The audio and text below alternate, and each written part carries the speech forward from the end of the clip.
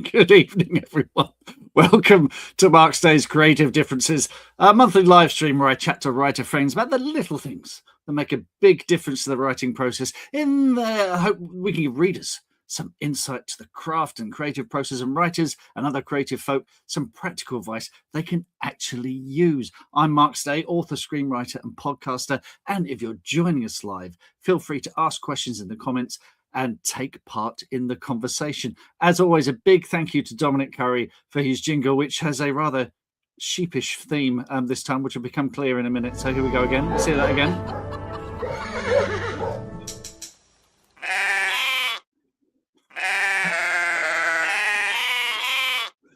So let's meet our special guest. My guest is the award-winning author of the brilliant debut novel, The Approval of Sheep. There it is.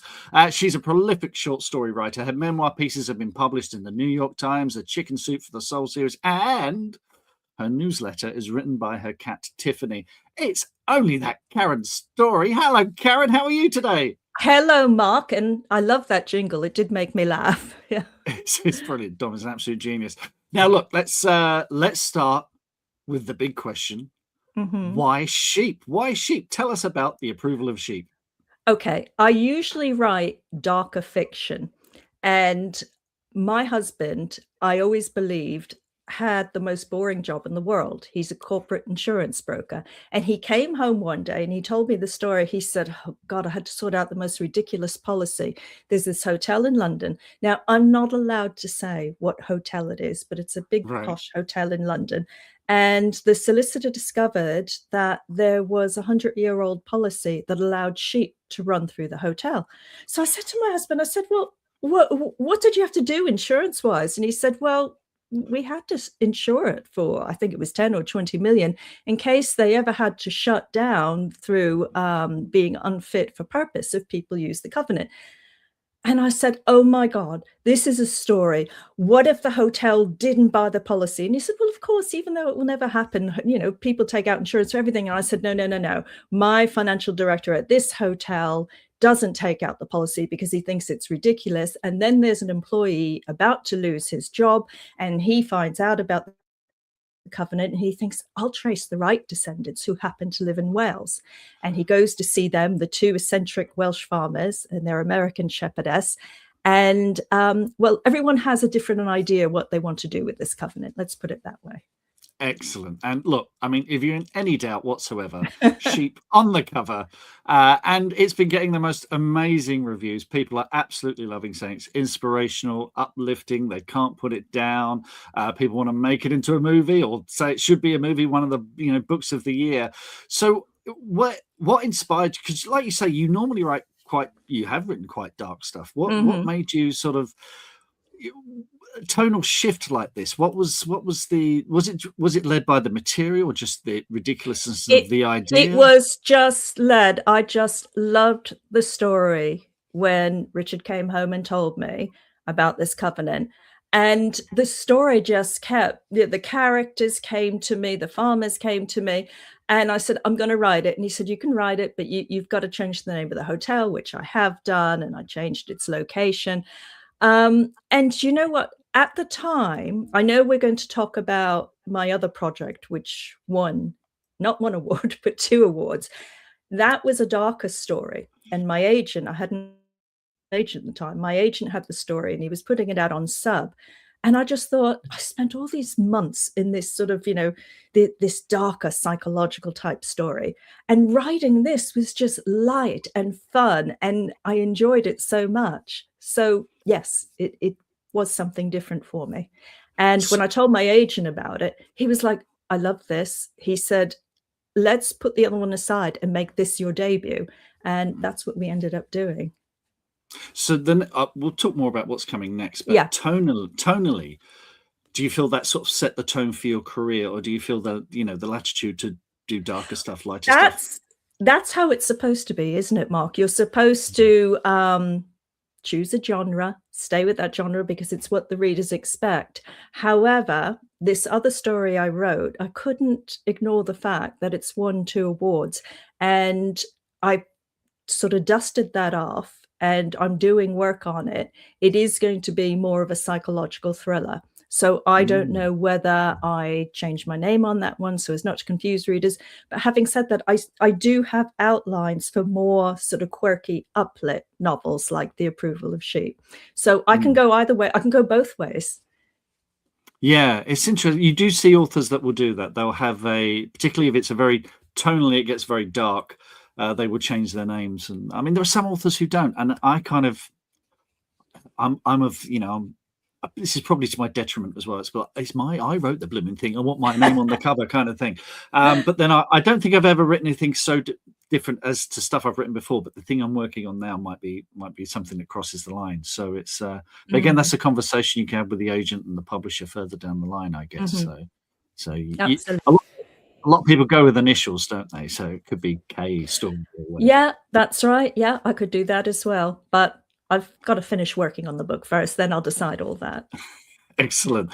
Well, let's talk about your writing process for the Approval of Sheep, because this must be one of the first light-hearted, humorous novels that's come out of an insurance, claim. Absolutely, it's an insurance covenant. So when you have an idea like that, what's the next stage for you? You talked about your shepherdess, you talked about your insurance guy. How are you developing those characters? Well, what I do is scenes come to me before I actually start plotting and writing the book. So I actually just write the scenes as they come to me. And then I can see a story coming together. And the characters just sort of come from writing those scenes. Right. Okay. Excellent. We've got now. Let's have a look. We've got comments here from folks joining us. So we've got Fran joining us from Karen Society of Authors Warwickshire Group. Great to be here listening. Yes, thank you Fran. for joining us, Fran. Hi, Fran. Great to see you. Sharing your work early on. Do you have sort of close knit people that you share your work with, or do you sort of keep it close? Keep your cards close to your chest? For the past 3 years, I think it might be coming on to 4 years, I have a very small critique group. There are 4 of us, and we met on an online writing course about 3 or 4 years ago.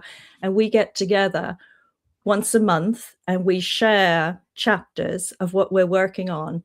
And it's great because we know each other so well that we can be completely honest without sort of, fear of that we're going to hurt that person's feelings or whatever, because that's what you need. You need someone who's going to be honest with you. And they're very talented people. So I feel fortunate. So, but apart from that, no, I like to keep the first draft mostly to myself because I know most of it is rubbish. So I need to write that and then go back to it and make it better before I dare show it.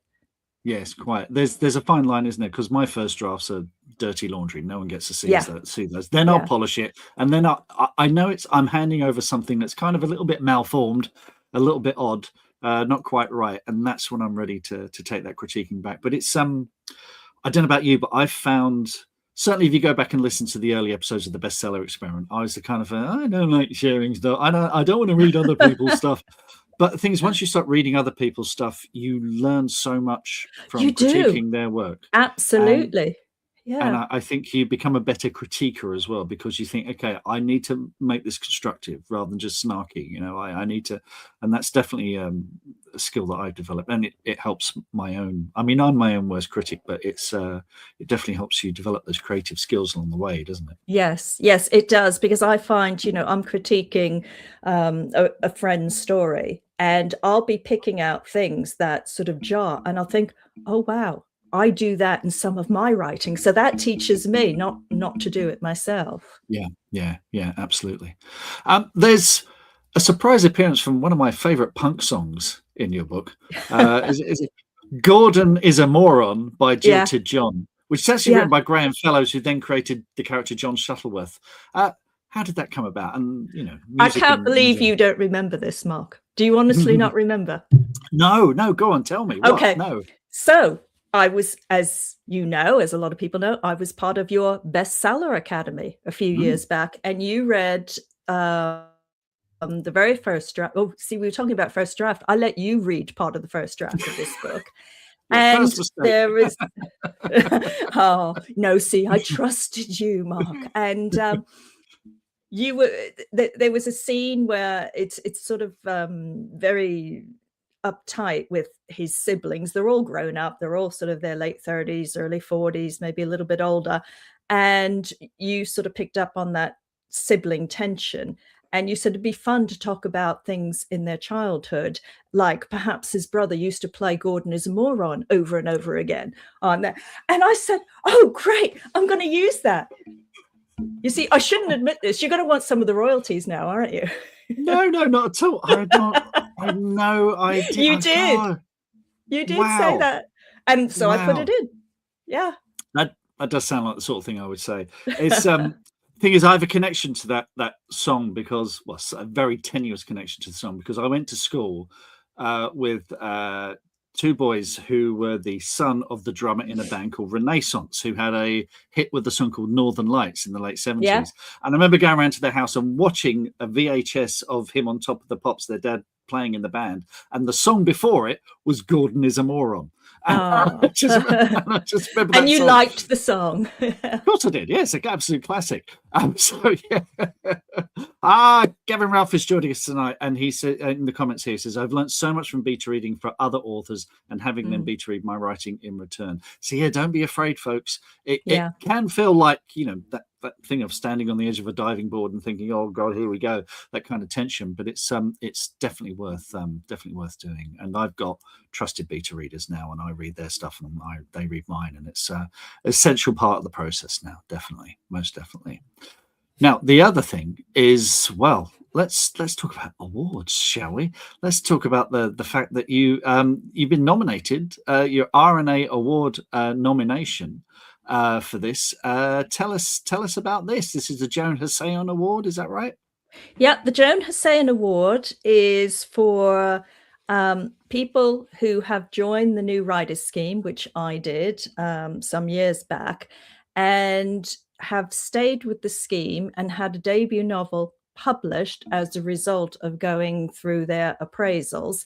And that has allowed me to be put up for this award. Amazing. And absolutely the award amazing. evening is, I think it's 18th of May. And I've got a few friends who are up for different categories of awards who are going to be there on that night. So it's going to be a nice evening. Our friend and former guest on the podcast, Jeevani Charika, is a nominee as well in one of the categories. So so it's going to be an amazing evening. But this must be the icing on the cake, frankly, because the RNA, acknowledgement from them, and it's recognised all across the industry. Yeah. This is a huge feather in the cap, isn't it? Oh yeah, I'm delighted, I have to say. Yeah. Fantastic. But of course, this isn't your first rodeo when it comes to awards. Let's talk about. Well, first of all, let's talk about your serious addiction to short story writing. You are one of the most prolific short story writers I know. And they have been published all over, like we said, places like the New York Times, the Chicken Soup for the Soul series, they've been included on there. And folks, I'm putting up on the screen now sort of screen grabs from Karen's website where you can find out more about these and where to find them. And again, talking about writing out a genre, you've written for, the Law of Consequences fantasy series, The Law of Mischief, you've written for those. So, talk about your short stories and the habit that you've created. It's funny because when I speak to other authors, people who write novels, they say to me, I can't do a short story. How can you get a complete story arc into just a couple of thousand words? But I love the challenge of doing that. And basically, it's just one very important scene in a person's life. And when I talk to people about short stories and advise them how to do a short story, I say, remember, a story is a change from where that person was in the beginning to where they are at the end, even if it's just a psychological change, it's a change in circumstances. And last year, I was a reader for a literary festival where I read the short stories that came in and decided if they should go onto the long list. And there was a lot of very beautiful prose, but I kept asking myself, where's the story? So a short story has to have a beginning, a middle, and an end. And in the middle, that's when a switch happens, a twist, or something that you can see is going to change the character's circumstances. And I think that's right, because a novel takes so long to write, but a short story, I can sit down and write a short story in a few hours.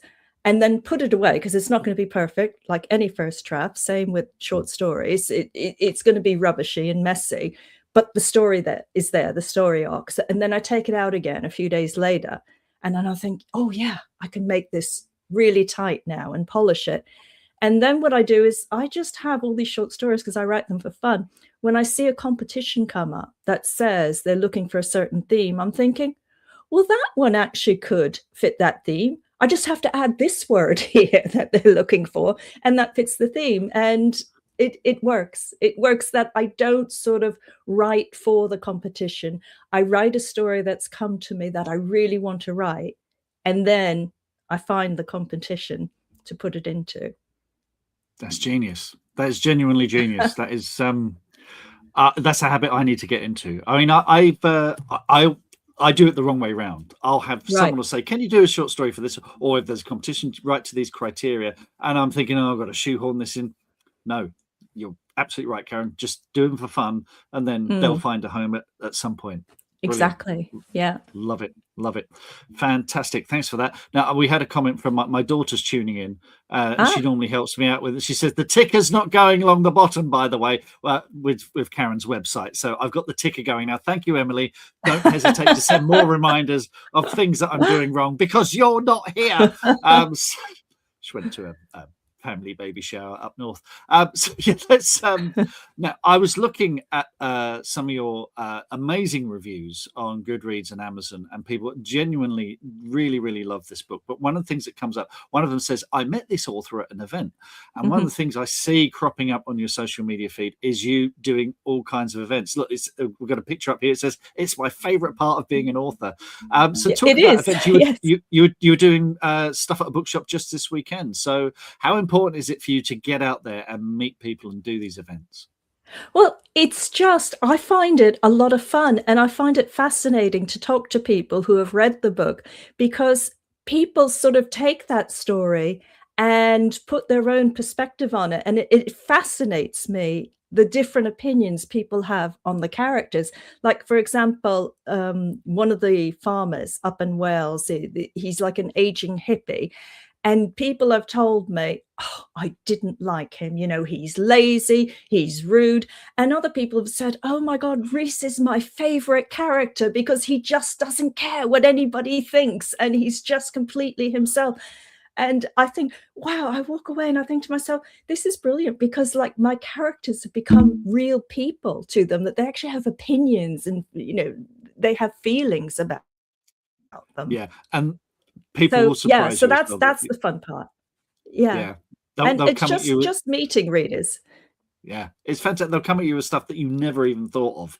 That and again, that's that process of handing your work over to the reader and just letting them run with it. So yeah. So you're doing library events as well. So and do you have any favorite kinds of events? You prefer talks or signings? What are your favorite kinds? Oh gosh, it's hard because I've enjoyed so many different events. I did a book club event in London. I was invited by Hampstead Women's Book Club, and Hampstead Women's Club is sort of like, it's like 100 years old, and it's just this amazing women's club. And they invited me, and it was just a lovely evening. They asked so many questions about the story, about the writing process. But again, we were chatting just before I came on. I was at a bookshop signing. This was just a signing. It wasn't to talk. And I had a great time. I spent 3 hours just talking to people who were coming through the door. I had a little stand set up with my banner, and I was giving away cakes. And I think it helped. I was saying to people as they came in, look, my book's been nominated for an award and I'm celebrating with cakes. Have a cake. And it was brilliant, because I didn't expect to sell many books, because people come into a bookshop looking for a certain book. But in those 3 hours, I sold 16 books, and I thought, I'm really pleased with that, because I thought if I sold 4 or 5, I'd be happy. That's fantastic. That is fantastic. And is it you going out there and finding these events, or are people coming to you? It's a mixture of both. It's the Hampstead Women's Club. They contacted me. Kenilworth Books, I've been in touch with them anyway, because I've been to their book group. So we've sort of been chatting with each other. The library event, I met Amy, the woman who organizes them, at another sort of library event. And I told her I was an author and I had a book coming out. And she said, right, send me an email. I'm looking to book a debut author for an event. So I think it's just getting out there and chatting to people. Absolutely. My daughter's commented, cake bribery, tasty bribery. Stuff. Let's talk It about worked. Now, I've mentioned this in all the publicity for this. Your amazing newsletter written by Tiffany the cat. Oh, there she is. Yeah. There she is. So tell us about Tiffany and the newsletter and the role that it's played in your sort of journey to publication. Well, Mark, you know the story. You were mentoring me when I was part of the Bestseller Academy, and we were having a chat, and you said, have you got a website, Karen? So this must have been about 3 years ago.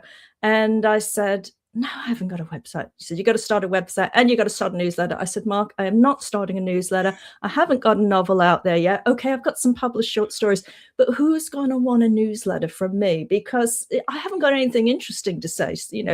I've got short stories in my anthologies here, but people want to talk to authors who have written novels. So I'm not going to do a newsletter.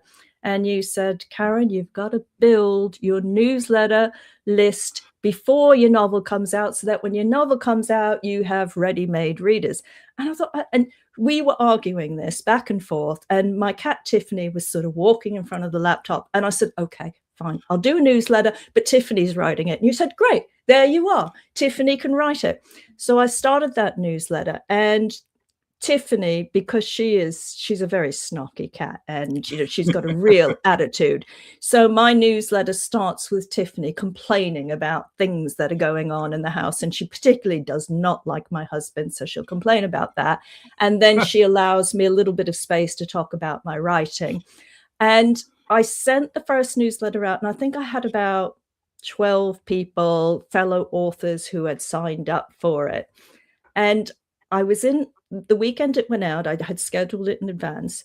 I was in Ireland visiting a friend, and we were sitting and having lunch, and she just happened to check her Facebook, and she said, Karen, people are talking about your newsletter on Facebook. I said, what? She said, yeah, they're saying it's really funny. It's written by this really sort of bitch cat. And it's, and so then I looked, I went into my website, and I'd suddenly had, like, just in a day, 3 times as many readers. Now, that's still not a lot because I only started with about 12, but I just thought, oh, and then it sort of snowballed from there. So, yeah, now I've got a thriving, healthy newsletter.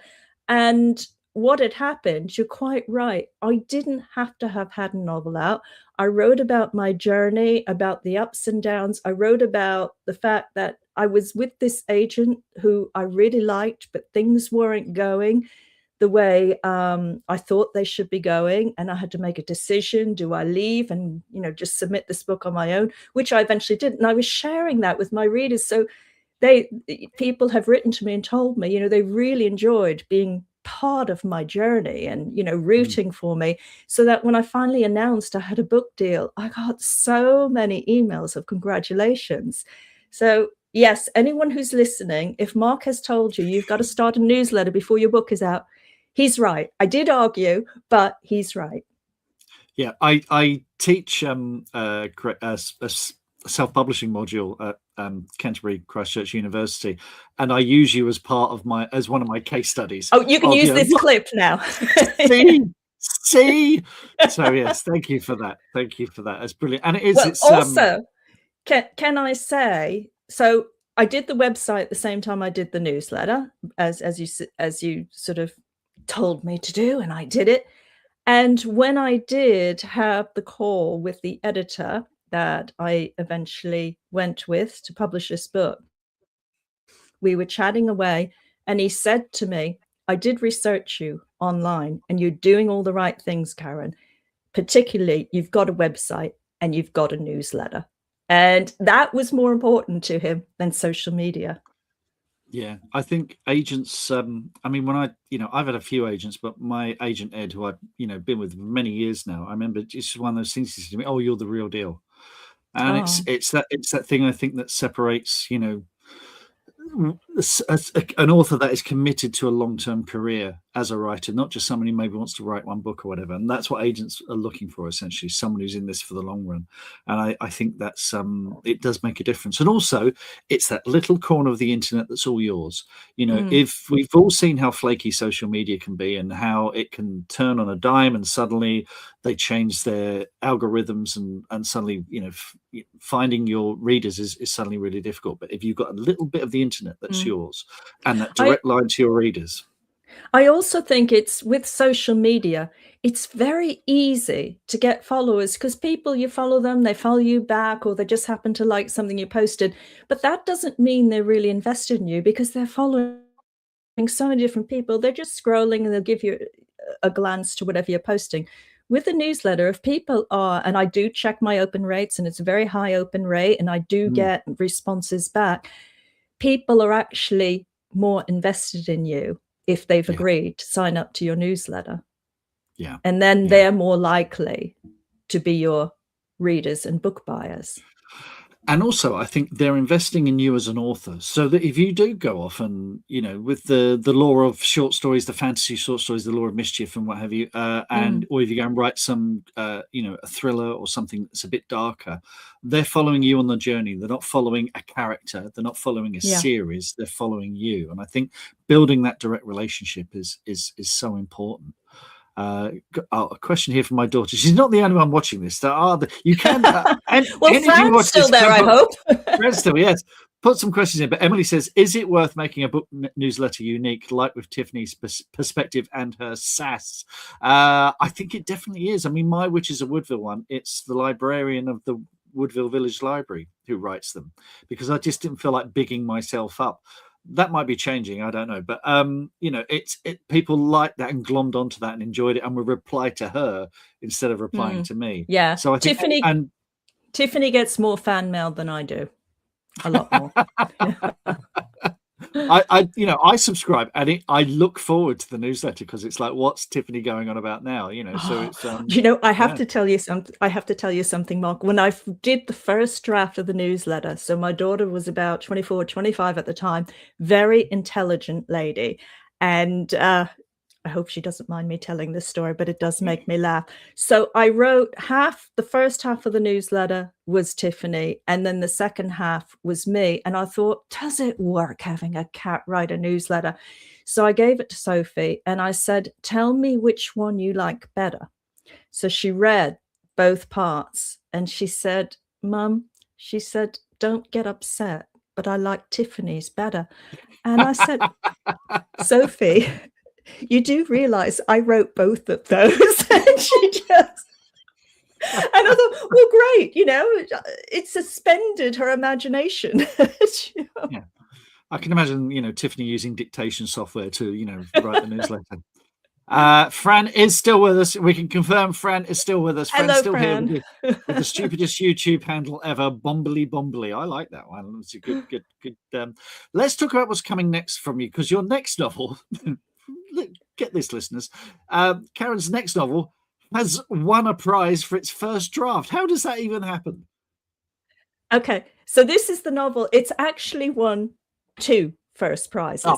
And the first time was, the first time was at the end of 2021, and it was the Writers and Artists Yearbook. They called it the Turn the Page Award, and they only wanted the first chapter. So I hadn't actually finished this book yet, and I sent in the chapter. And this is a story about 2 people caught in a gas explosion, and they're trapped together for 15 hours, and all the things that are going through their heads and what the secrets they're sharing. And that won first prize. And as a result, I ended up getting 3 agents offers and an offer from a small publisher. And the agent I chose in the end said to me, no, we're going to go wide with this. Don't take this small publisher offer. So I didn't. And then we were working on that. He sent it out to a few people. It wasn't selling. And I'll come back to that later. Why? Because I figured out why. And that's when my husband came home and talked about the sheep covenant. And I phoned my agent up and I said, I want to write this story. It's really, really different from the one I've given you.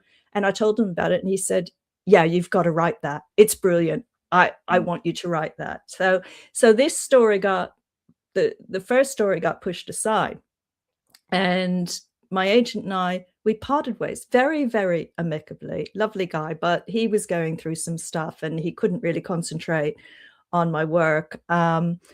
So I, first of all, sent the approval of sheep out to a few people, but also I took this novel and I thought there is something to it. It did win a prize before. I'm going to send this to the Oval Literary Festival for their competition, their literary prize. And they only wanted the first 10,000 words. Now, I did have a whole manuscript by this point, but I realized there are problems sort of in the middle and towards the end, which I'm now fixing. But the first 10,000 words are brilliant. So I sent that in, and that won first prize and a nice little bit of money as well. So that is the novel. I thought, well, I can't ignore it. Now it's won 2 prizes. I really can't ignore this. But when I took this novel, it was dark women's fiction. But when you read those first 10,000 words, it reads like a psychological thriller. And then it becomes more women's fiction. I thought, no, it's got to stay a psychological thriller. So that's what I've been doing. I've been changing the latter part of the book, and actually have had some help from Sophie Hannah, where we've sat and we discuss various twists I could put in. Fantastic. Sophie Hannah, brilliant. And the other thing you've kind of got on the boil is a memoir, a very personal memoir that has connections to one of my favorite movies, Serpico, Al Pacino. Of course, it's based on true stories. In the late 60s, Frank Serpico was this cop. He went undercover to expose corruption in the NYPD. He was shot. I mean, it's an incredible story, but you've got a connection to this. You're happy to talk about this? I am happy to talk about it. What had happened was I was on a writing retreat. In fact, it was Sophie Hannah's writing retreat with a group of lady authors, and we were sitting around at breakfast having conversation. We were talking about how when you're a kid, unusual things that happen in your household seem normal because you're just a kid. So I told the story. Yeah, when I was 10 years old, we had cops living in our house, 24 hours a day, 7 days a week, because apparently my father was being protected because he had to testify against some fellow cops. And they said, what? And I said, yeah, it was because Frank Serpico had exposed the New York Police Department of being corrupt. And I said, and my father was one of the corrupt ones. I think he was actually one of the ringleaders. But they call it, they turned him, the district attorney turned him and said, well, you won't go to prison, but you've got to now testify against these other cops. And apparently, so I didn't know at the time, this is information I got from family members years later, apparently he was getting death threats. So we had to have cops living with us. And I also remember what was weird during that time was we used to have stacks of newspapers on the coffee table. No newspapers. The news wasn't put on at night anymore. It's because they were talking about my father. And so I was telling these ladies the story. Yeah, and I was 10. I just thought it was like, okay, we've got these cops living in our house. And they looked at me and they like open mouthed and they said, why haven't you written this? And I said, well, because I was 10 years old, so I'd have to write it from the point of view of a 10-year-old. And they said, well, you could do that. And I thought, oh, could I really go back to, when I was 10, watching Brady Bunch and Partridge Family and all that sort of stuff. And they were telling me about the book, which I've since read, which is brilliant, The List of Suspicious Things. I don't know if you've read that, Mark. No, it's about... No. It also takes place in the early 1970s, where these 2 10-year-old girls are looking for the Yorkshire Ripper. So they said, it could be that sort of type of book. You're writing it from a 10-year-old mind, but something very serious is going on. So I thought, yeah, okay. And they told me that they would write it if I didn't. So I said, okay, I have to write it now. Amazing. Absolutely amazing. Well, I can't wait to read that. That's going to be an extra. And that's the thing that makes it extraordinary is it'll be coming from a child's point of view, a daughter's memories, and which will be because there have been many, many books written about the whole Serpico thing and how it all came out, but not with that perspective. And you've got that unique perspective. That's going to be extraordinary. Wow. Well, thank you so much for sharing that, because that's just incredible. Right, we're going to take a little break, Karen. I'm going to put you backstage because now we're going to be talking about the green room. Now, you mentioned, Karen mentioned the Bestseller Academy there, which I'm no longer part of, but it's amazing. Do check it out. But we used to do a thing in the Bestseller Academy where we'd meet, maybe once a week or once every other week and just talk about stuff. And I thought, that's the basis for the green room. That's what it is. I run live sessions on Zoom. You ask me questions about the craft of writing, your work in progress, the business of publishing. I tell you to start a website and a newsletter and you start winning awards. That's not a guarantee, but it has happened. So come along to the green room. There's a Ko-fi link there that you can see. I'm also going to pop up. There we go. We've even got our own little QR code. Isn't that lovely? And we meet 2 or 3 times a month. The next session is on Wednesday, 22nd of April. It's a Q&A session. What happens there? You send me questions in advance. I answer them. We have a conversation. And then the next session after that is Wednesday, 29th of April. That's the 200-word workshop session. So you send me 200 words of your work in progress. It's usually based around a theme. We have a conversation about it. We critique each other's work, which we were talking about earlier is so important. And we all come away feeling like better writers. So my goal is to be able to give writers advice that's going to make a real difference to their writing and career. And the way I see it, having worked in this industry as a salesperson and a bookseller and an author for over 30 years, I've made every mistake, so you don't have to. So come and learn from my mistakes. What else we got going on? I got books, and you can buy them. Come along to the Village Bookshop, the witchesofwoodville.com, the Village Bookshop. I've got a bookstore there. I can sign these books and pop them in the post to you and dedicate them and all that good stuff. You can get them in bookshops and other places, but if you buy them from me, I get a little bit more money, which I desperately need. So yes, I put different QR code up now there, and there's the website going across the bottom. If you're listening back to this, then the links are going to be in the show notes as well. Right, let's get back to the show and our special guest, Karen Storey. We're going to be talking about our regular questions that I ask of all our listeners. Karen, welcome back. Thank you. Let's go through the regulars here. So what small thing has made a big difference to your creative process? It's not a small thing because I'm sitting in it. About 2 years ago, I had this writing pod built in my garden. So if you want to call it a small thing, it's about having your own writing space. And for me, it was my own writing space away from the house. Reason being, I used to write in my conservatory because I loved looking over the garden. But the conservatory, the cat would be running in and out through the cat flap. The dog would be coming in barking. And then my husband, who'd want to go through the conservatory to the garage or to the garden and have chats with me on the way in and out. And I used to sort of stand and look out the window and picture at the bottom of my garden, I'm going to have this writing pod. And yeah, it's very close to the house still, but it's apart from the house. And everyone's going to know that when I'm in there, I'm busy, I'm working, and I'm not to be disturbed. And luckily, we have a family friend who is a builder, because the quotes for these things are ridiculous, tens of thousands.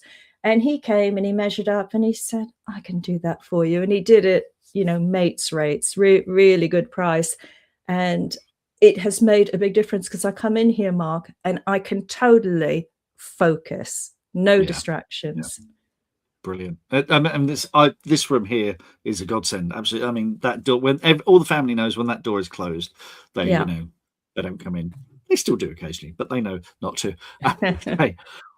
What's the thing that makes you think you're ready to start writing on a project? I get this, I'm sure you must get it as well. I get this build-up of excitement about a story. Now, whether that's a short story that I just have to sit down and write because something's just come to me, or it's a novel that I've been playing around with in my head, and I'm starting to get excited and I'm starting to see scenes like I'm watching a movie, and I think, right, I have to sit down and actually start writing these scenes to make it come alive. So it's just that feeling. Excellent. Good stuff. Folks who are joining us live, feel free to pop questions in the comments. We can ask them at the end as well. Next question. How do you know when you're done? I'm never done. I'm never done. It's even the novel that's out now. If you gave it back to me, I'd take it and I'd be making more changes. It's a Oh, really? case of when I've worked on it so much that I'm just completely sick of it, that's it. It goes, and it would go to my agent in the past. Now it goes to my editor at the publishing house. And then, of course, the process starts again because they make their own notes and then I have to work on it again. But it's basically when I just feel like, even though I still want to make changes, I just can't bear to anymore. I just have to get it off my desk. Yeah. Yeah. Very good. How do you remember that idea that you have at, say, 3 in the morning? Well, I don't, because my husband is a very light sleeper, and I would like to say that I have a notebook next to my bed and make notes, or I get my phone out and put notes on there, but anything wakes him up. Even me tiptoeing and trying to sneak into the next room, that would wake him up.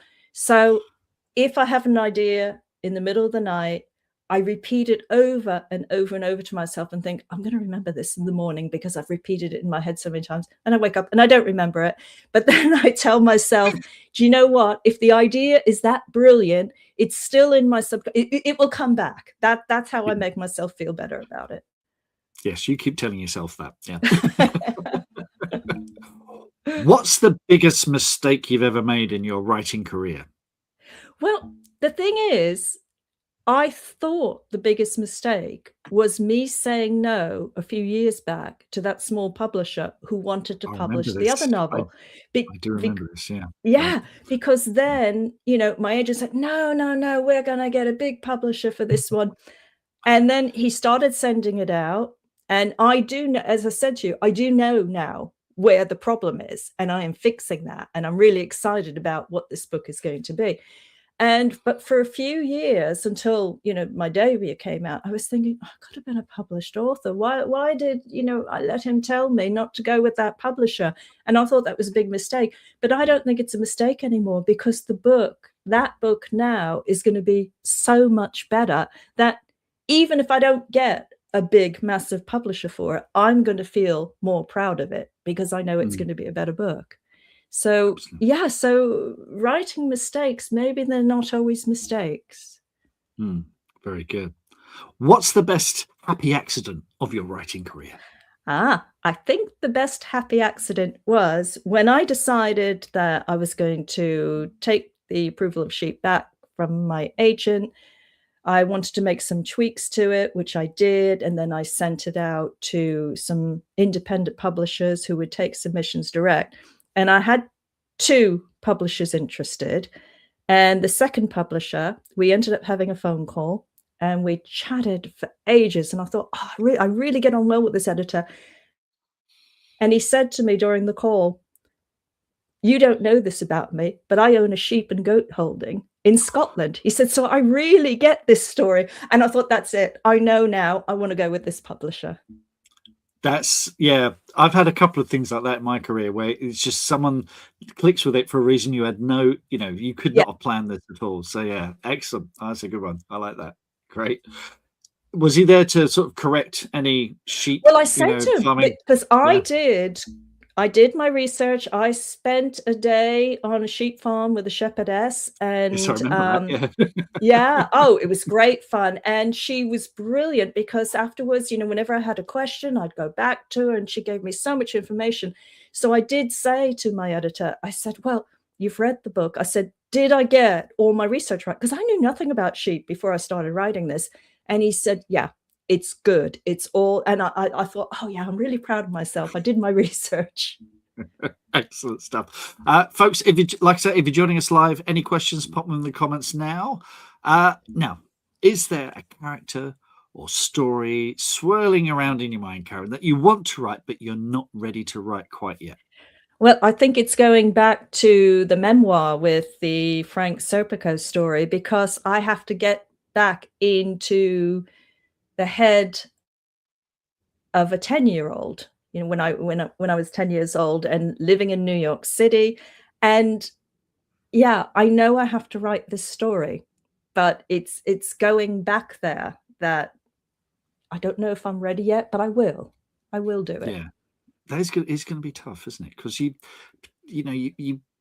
I don't know about you, you worship you idolize your parents. They're these perfect Mm, people who've, and suddenly there comes a point in your life where you realize they're just as human and as flawed as everyone else. And mm. it's Yeah, and normally definitely. that's in your teens or maybe your late teens, not when you're 10. That must have been Mm, incredibly difficult for you. But yeah, fantastic. Now, from the sublime to the ridiculous, I don't normally ask mm. this question. We're normally joined by a writer called Richie Cave, who always asks the question of our authors, what's their favourite biscuit to go with their favourite beverage when they're writing. So he did message me and say, "Ask. I can't make this one, but ask the biscuit question." Okay, Oreo cookies. Ah, very New York. Yes, excellent. Yes, Okay. yes, Oreo cookies. Yeah, you can get them everywhere now. Yes, I with know you milk. like hobnobs, don't you, Mark?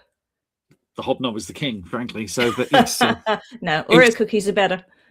fantastic. Do they taste different in the UK to what they No, taste in no. New York? No, they're the Well, same. maybe it's my memory, but to me, it's exactly the same. Good, good, good, good. See, this is the important stuff that we're getting down to here. Absolutely. Um, Yeah. okay, excellent stuff. Right, let's get on to the section. What's bringing you joy at the moment, Karen? This can be books, movies, TV shows, music, games, whatever makes you happy when you're The not main writing. thing bringing me joy, which is also bringing me a lot of exhaustion because I was up very early this morning to go over to my daughter's house. She's got two 5-month-old baby boys, and she lives walking distance to me. So me, grandma, I am on call quite a bit.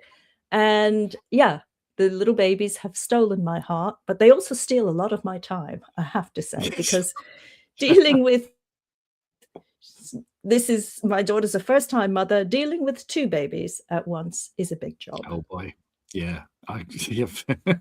I've seen photos. They look absolutely adorable. So, but yes, you can hand them back at the end, though, can't you? That's the Oh, good thing yeah, about being a yeah. parent, I guess. Yeah, yeah. And what else are you going to ask me? What else brings me joy? I love cooking and baking.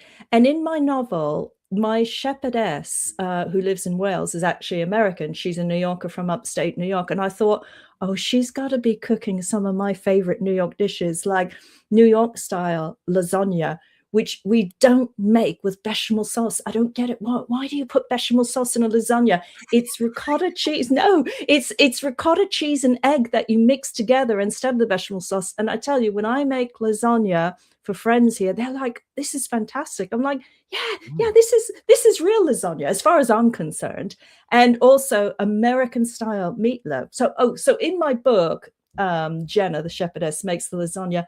And the other recipes of mine that she's taken from me, and this is another one that friends constantly ask me for the recipe, sherried sweet potatoes. So it's mashed sweet potato, and you add sherry and brown sugar and butter. And I tell you, it is fantastic.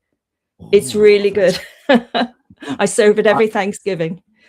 very good. Very good. You also Yeah. mentioned New York cheesecake, which I'm New very York partial to as well. cheesecake, yeah, and cheesecake, if you make it right, you do not smother it in fruit and syrup. New York cheesecake is, I like to use Philadelphia brand cream cheese because I think it's a really good quality one with, its sugar, vanilla essence. Off the top of my head, I haven't made this one for a while. I can't remember the other ingredients, but they're not many. It's very simple, but just use good quality ingredients, and it's fantastic. Excellent. And finally, just because I got a picture of it, I'm going to ask you how you pronounce this particular kind of pie. Well, down south, you'll get told off if you say pecan, but it's Right. pecan. Yes. The Southerners say pecan, but in New York, we do say pecan Good, pie. good. Because I And remember yes, watching Star Trek Voyager, and it was Captain Janeway's favourite pie, and she always got pecan pie, and it was like, oh, that's how they say it. Okay, fair enough. yeah, because they said it's not a pecan, it's not a can you pee into. And I'm like, okay. Brilliant, brilliant. We have a question from Nicola Briggs here. Karen, do you find it difficult balancing family with writing, or do you set a limit on how much time your writing can take out of your week? Good question. Thanks, Nicola. I've not been very good at balancing it since the twins were born. Up until then, I was really good at it, Nicola. But, two new babies coming into the world, living a few doors down from me, I do find that my writing time, my schedule is more up in the air now. So hopefully that will settle down. We'll I'm see. sure that twins are no great respecters of schedules and that No, kind of thing. not at all. Not at all. Yes, no, I don't envy you that. Brilliant. Thanks for that question, Nicola. Really appreciate it. Right, I'll quickly skip through. Oh, you've got one more thing that's bringing you joy. I can give you a visual. Singing. I'm part of a choir, although I've Yeah. stepped back for this current season because, again, spending so much time helping my daughter, and then I'm promoting the novel, trying to finish the edits on the next novel. So I've stepped back, but I am still in touch with them. And in fact, we met up last week at a theatre in Coventry, and we were part of the choir of Man singing the Chandelier song. But it's just great. It does, joy is the right word. It does bring me joy to sing. I don't feel I have a particularly good singing voice, but when I'm with a crowd of my part is soprano, suddenly their voice, if I can match my voice to theirs, suddenly I can sing. Yeah, and it's interesting because being a writer is such a solitary thing. And when you join a group like this, it must be. I mean, you're very social, but you're going out, you're doing events, you're meeting. You know, it's one of those things that a lot of authors will find difficult, having to sort of go out there into the real world, out their little garret and meet people. But you've got a great balance for that, I think. And the choir is, it's a complete antithesis to writing, isn't it? You know, your solitary thing, you're on your own, you're doubting yourself constantly. Whereas if you're in a room full of people with incredible voices, you become part of a greater thing, don't you? Yeah, it is wonderful. I really do enjoy it. Fantastic. I'm going to quickly skip through my things bringing me joy at the moment. I'm reading Quite Ugly One Morning by Christopher Brookmyre. Now, I remember this coming out when I was a bookseller in 1996 and thinking, oh, I just get around to reading that one day. Well, it's only taken me 30 years and I'm kicking myself. It's absolutely brilliant. It's a really good thriller set in, but very funny as well. It's a great wry sense of humour, set in Edinburgh. But the thing is, because it's 30 years old, it's a period piece as well. That's the really depressing thing. It's this thing where journalists still have some kind of clout, and mobile phones are much less, to the fore. And little things like, because one of my first Saturday jobs, I worked selling hi-fi and TVs, and he'll mention like someone's bragging about their TV having NICAM stereo, which was a big thing back then. I can tell you, I can even remember what it stood for: near instantaneous cadmium audio multiplex. There you go. I didn't even write that down. So yeah, Quite Ugly One Morning, I'm really, really enjoying. And Ray's new, no, look, I know I'm not the only person who knows this, but Ray's new album, This Music May Contain Hope, is an absolute masterpiece. It is the most soulful concept album since Marvin Gaye's What's Going On. The song Click Clack Symphony, I mean, it's deeply personal. It's unconventional. It's not what your typical radio-friendly fare, goes on the radio. It's everything that managers and agents and producers tell you will never work, and it's an absolute slice of genius. I absolutely love it, and I cannot get enough of it. I've listened to it at least once today and every day, so it's just brilliant.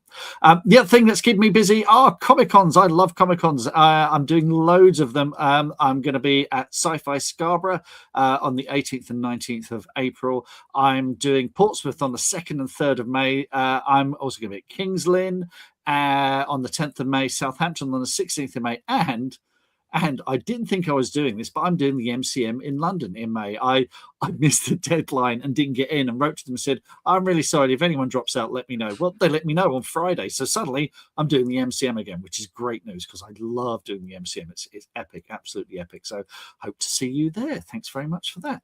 Right, we've got a question from Steve here. Steve says, is there a novel you fancy having a crack at outside of your current genre? And I think this might be a leading question because Steve is a fantasy author and he's responsible for those brilliant short story anthologies we were talking about earlier. So yes, is there a novel you fancy having a crack at outside of your current genre? You've talked about darker stories. Yeah, I mean, I've already got two current genres. I've got psychological thriller, and then I've got sort of uplit, or some people call it book club, and I've got outlines for more uplit novels and an outline for another psychological thriller. And I said, when I start to get more time, when I get away from looking after babies, I will do both. I'll write one in the morning and then I'll work on the other one in the afternoon. So, Steve, I don't know if I have time to introduce a third genre at this point. What do you think? Yeah, it's yeah. I mean, you know, you've got to. The thing is, you're still writing lots of short stories, aren't you? Yeah, So yeah. is Well, that not as many as before, because so much the book promotion has really taken over, which is wonderful. I love it. I love every bit of it, but it's taken over more time than I envisioned, because before I had a novel published, I had all this time to write. And now, you know, I've got the debut that's still getting attention, and I'm still sort of plugging away at events. I've got the other one that I'm editing. I've got babies that I'm looking after, probably on average about 4 hours a day. So the short stories, I was on holiday recently. I was in Morocco, and a short story just came to me while I was on the sun lounger. So I always have a notebook with me. I started just writing an outline for it, and then I wrote that story when we got home. So yeah, occasionally a short story will come to me, but because my time is less just at the moment, I'm probably not writing as many short stories as I used to. Fair enough. Steve he follows up with says, "Sounds great, but do the short story first." So yes, good stuff. Oh, is he looking for a story for his anthology?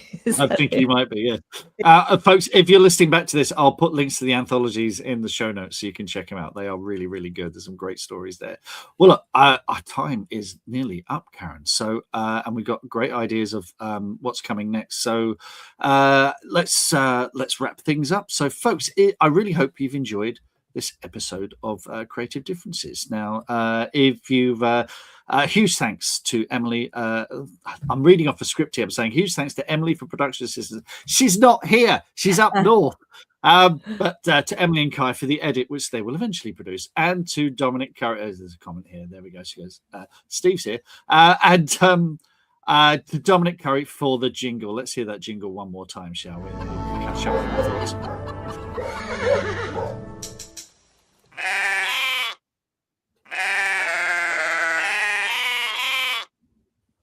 Excellent stuff. And a very special thank you to my special guest, Karen Storey, and everyone who's joined us live tonight. Now, if you're listening to the audio podcast or rewatching this on Facebook or YouTube, thank you very much. But we missed you, and you are more than welcome to join us live next month. Speaking of which, our next guest is Michael S. Jackson, author of the Ringlander Fantasy series, who's about to launch an extraordinary Kickstarter. So if you're an author in any genre, you want to know how Kickstarter works, join us live, find out, ask Michael questions about what he's doing, and also writing fantasy. He writes brilliant epic fantasy, and the books are absolutely gorgeous. Great cover art, brilliant maps, illustrations in them.